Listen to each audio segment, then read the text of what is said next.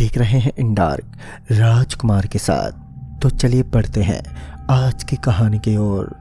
दोस्तों, इस घटना को घटे काफ़ी साल बीत चुके हैं, लेकिन आज भी उस हाईवे की दहशत उस हाईवे पर सर चढ़कर बोलती है। कहते हैं कि रात में उस हाईवे से गुजरना मतलब कि मौत को दावत देना होता है। एक ऐसी घटना हुई थी साल 2011 में। ये घटना रजत और मनीष की है। तो चलिए जानते हैं कि आखिर क्या हुआ था उनके साथ। बस की रफ्तार इस समय काफ़ी ज़्यादा थी। पटना के हाईवे पर रजत और मनीष सफ़र का आनंद ले रहे थे। भागती हुई बस का संतुलन एकदम से बिगड़ने लगा और उसका कारण था सामने की ओर से निकलती हुई बेहद तेज रोशनी। ड्राइवर के साथ साथ सभी की आंखें कुछ पल के लिए चौंधिया गईं। यह रोशनी काफ़ी तेज थी और तभी बस का संतुलन बुरी तरह से बिगड़ गया। बस वहीं एक खदान की ओर चल पड़ी। इतना बड़ा एक्सीडेंट रजत पहली बार झेल रहा था। बस एकदम से पलट गई और अफरा तफरी मचने लगी। और बस के पलटने के बाद कैसा सीन रहता है इस बात से कोई अनजान नहीं था। किसी का हाथ टूट गया तो किसी का सर फट गया। बस के अंदर से रोने और चिल्लाने की बहुत ही भयानक आवाज़ें आने लगी। रजत जोर से चिल्लाया और तभी उसकी आंखें एकदम से खुल गईं। पसीने से भीगा हुआ रजत हांफता हुआ चारों ओर देखने लगा तो बस के अंदर एक चुप्पी छाई हुई थी। पूरी की पूरी बस खामोश नजर आ रही थी। तभी मनीष बोला, क्या हुआ, चिल्ला क्यों रहा है? रजत बोला, हाँ मैं ठीक हूँ। दोनों आपस में बातचीत कर ही रहे थे कि अचानक ही बस डगमगाने लगी। बस 2 पल के लिए इस कदर घूमी कि सभी यात्री सहम गए। किसी को समझ ही नहीं आया कि अचानक क्या हुआ।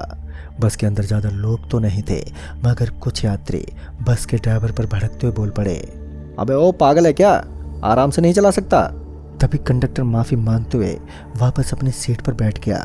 शायद उस वक्त बस के अंदर 5 या 6 लोग ही मौजूद थे। बाकी सभी यात्री बस से नीचे उतर चुके थे, क्योंकि अक्सर रात में काफ़ी कम लोग लंबी यात्रा करते हैं। जिस रास्ते के बारे में अजीब बातें बताई जाती थी, अभी बस उसी रास्ते से होकर गुजर रही थी। तभी बस की रफ्तार थोड़ी कम हुई तो ड्राइवर ने बस का ब्रेक लगाया और जब ड्राइवर बस से नीचे उतरा तो उसने पाया कि बस का पहिया फट चुका है। एक तो वीरान रास्ता, ऊपर से चारों तरफ किसी भी घर का कोई ठिकाना ना था। आज ड्राइवर के साथ साथ यात्री भी काफ़ी बुरी तरह से फंस चुके थे। लेकिन तभी रजत के पेट में गड़बड़ होने लगी, क्योंकि आज उसका पेट खराब हो चुका था और उसका कारण था होटल पर ज़्यादा खाना खा लेना। उसने ये बात मनीष को बताई तो मनीष बोल पड़ा, पहले तो तू ठूस ठूस के खा लेता है और अब बोल रहा है कि मुझे गड़बड़ हो रही है, रुक मैं देखता हूँ। फिर मनीष बस ड्राइवर के पास पहुँचा और उनसे पानी की बोतल का इंतज़ाम किया और फिर वह बोतल लेकर रजत के पास पहुँच गया। फिर रजत वहाँ से हल्का होने के लिए पास में बनी जंगली झाड़ू की तरफ निकल गया और वहाँ जाकर वो फ्रेश होने लगा। कुछ समय बीत गया मगर रजत अभी तक वापस नहीं लौटा। मनीष ने उसे काफ़ी आवाज़ें लगाई मगर उसका अब तक कोई इशारा नहीं था। थोड़ी देर के बाद मनीष जब बस के अंदर सीट पर बैठा रजत का इंतज़ार कर रहा था कि उसे पास ही के छोटे से इलाके में हलचल महसूस हुई, मानो उन झाड़ियों के बीच कोई तेज गति के साथ भाग रहा हो। फिर मनीष बस से नीचे उतरा और उन झाड़ियों की तरफ ही चल दिया। तभी रजत हांफता हुआ बस की ओर भागता नजर आया, मानो उसने किसी भूत को देख लिया हो। अब रजत काफ़ी डरा हुआ था और ये पहली बार नहीं था। इससे पहले भी रजत के साथ काफ़ी अजीब हरकतें हुई थी। रजत को डरा देख मनीष उसके पास पहुंचा और फिर उसे संभालते हुए बोला, अरे क्या हुआ भाई? मगर रजत इस समय बोलने की हालत में नहीं था, उसका गला सूखा हुआ था। मनीष और बस के बाकी यात्रियों ने उसे संभाला और पानी पिलाया और पानी पीने के बाद रजत ने बताया कि उसे एक काला साया दिखा जो अब उसके पीछे पड़ चुका है। उसका चेहरा बेहद ही खौफनाक है। मनीष बचपन से इन बातों पर विश्वास नहीं करता था, जिस कारण उसे लगा शायद यह रजत का कोई छोटा मोटा वहम होगा।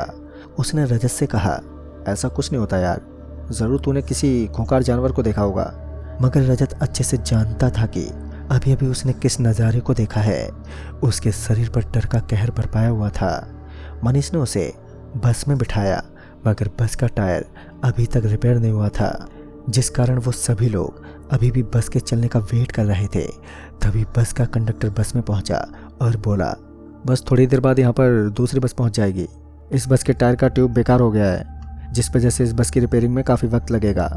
अब बस में बैठे उन गिने चुने लोगों को दूसरी बस के आने का इंतजार था। सभी लोग बस में बैठे बैठे उबने लगे, जिस कारण वह बस से नीचे उतर गए। वो ये नहीं जानते थे कि यह हाईवे किस शक्ति का स्रोत है। सभी लोग नीचे इधर उधर घूम ही रहे थे कि उन्हीं में से एक जोर से चिल्लाया और बोला, अरे अरे वो देखो, वो क्या है जो एकदम काला काला है। इतना सुनते ही रजत के रोंगटे खड़े होने लगे, क्योंकि वो जानता था कि यहाँ उसने क्या देखा था। फिर रजत को अचानक ही पता नहीं क्या हुआ, वो चुपचाप बस के अंदर दाखिल हुआ और एक सीट पर बैठ गया। फिर मनीष भी उसके पीछे पीछे बस में दाखिल हुआ।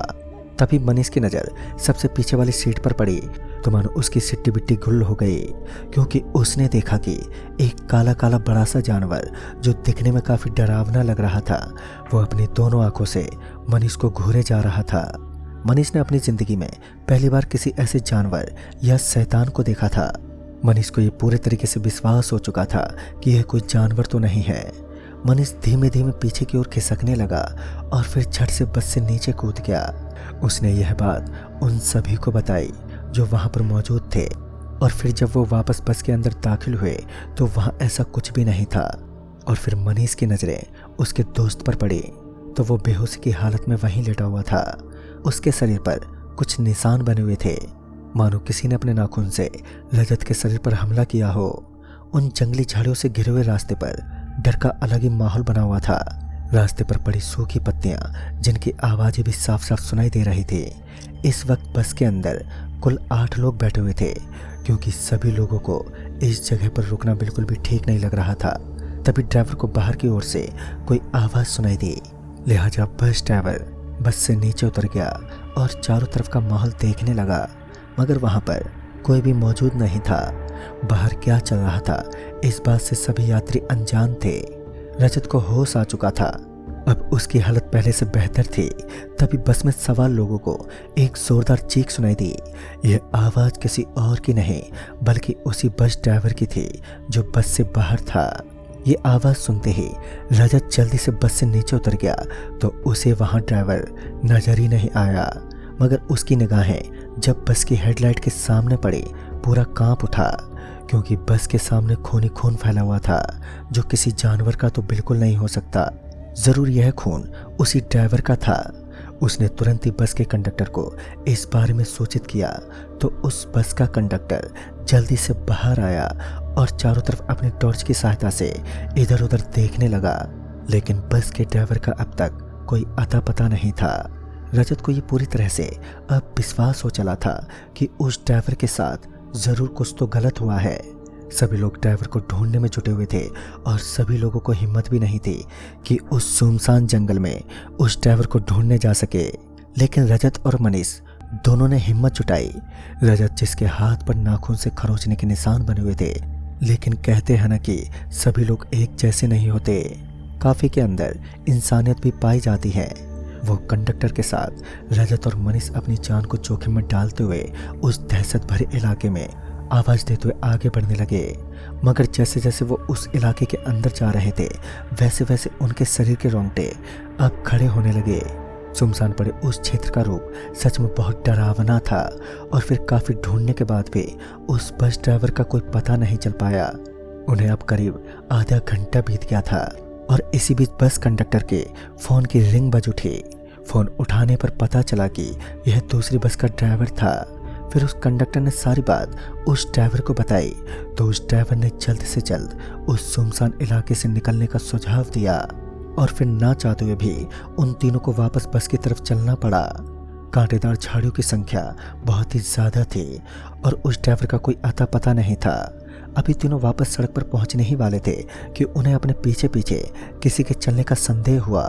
फिर जब मनीष जो सबसे पीछे चल रहा था वो तुरंत ही अपने पीछे मुड़ा तो उसकी आंखें एकदम से फटी की फटी रह गईं। उसने रजत का हाथ पकड़ा और उसे पीछे पलटने का इशारा किया और जब रजत के साथ साथ उस कंडक्टर ने पीछे पलटकर देखा तो उसका शरीर जमसा गया, क्योंकि उसने पाया कि वही भयानक जानवर जैसा दिखने वाला भयानक प्रेत उनके सामने था। और खौफ का माहौल तो तब बढ़ गया जब रजत की नज़रें उसके हाथ में एक कटे हुए सर पर पड़ी, क्योंकि यह उसी ड्राइवर का कटा हुआ सिर था। फिर क्या था, तीनों ने सर पर दौड़ लगाई और फिर भागते हुए बस के पास पहुंच गए। और बस के पास पहुंचने के बाद उनकी सांस में सांस आई। लेकिन ये बात साबित हो चुकी थी कि इस बस का ड्राइवर अब इस दुनिया में नहीं रहा। खैर, इसके बाद उन्होंने इस हादसे के बारे में उस दूसरे बस ड्राइवर को बताया तो उन्हें पता चला कि यहाँ पर काफ़ी सालों से एक आदमखोर भेड़िए का वास है, जिसे लोग भेड़िया मानव के नाम से भी जानते हैं। लोगों के अंदर इस राक्षस की इतनी दहशत है कि लोग रात में इस इलाके से गुजरने में कतराते हैं। कहते हैं कि वो सिर्फ एक आदमी को अपना शिकार बनाता है। लेकिन दोस्तों, उसके बाद आज तक उस बस ड्राइवर की लाश का कभी कोई पता नहीं चल पाया। तो दोस्तों, इस कहानी में बस इतना ही। कहानी आपको पसंद आई हो तो लाइक शेयर जरूर करें और साथ ही हमें कमेंट बॉक्स में ज़रूर बताएं। तो मैं आपका दोस्त राजकुमार जल्दी ही मिलूँगा ऐसी ही एक और नई कहानी के साथ। तब तक के लिए बाय एंड टेक केयर।